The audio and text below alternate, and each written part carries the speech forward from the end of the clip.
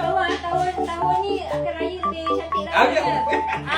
Dan raya lebih cantik rumah dia, insyaAllah. Semalam mana wifi Marina ada kontakan nak datang kan? Memang betul-betul bersih di rumah masak. Tengok kita punya panjangnya. Kadang ada yang 12, 13. Makannya terjaga ke tak?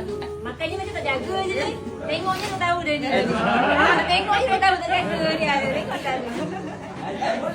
Okay, di bawah Kerajaan Negeri Johor rakyat Johor sangat beruntung kerana apa? Kerajaan Negeri Johor bawah Majlis Agama Islam Negeri Johor membuat satu program untuk mana membaik pulih dan membina semula baru rumah-rumah mereka yang di dalam golongan fakir, miskin supaya dia dapat rumah yang lebih selesa, rumah yang lebih cantik. Dan hari ni kita baiki rumah Cik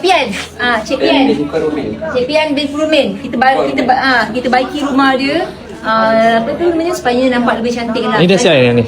Belum lagi, belum siap. Ada yang bumbung. Atas dah siap. Atas dah siap lah ni. Dengan ni je bawah. Hingga sini je. Nanti insyaAllah tahun ni akan raya lebih cantik lagi.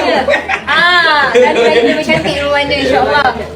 Terima kasih banyak-banyak kepada Majlis Agama Islam kerana bantuan seperti ini sangat diperlukan dan ramai sebenarnya yang dapat manfaat ni untuk kawasan Skudai.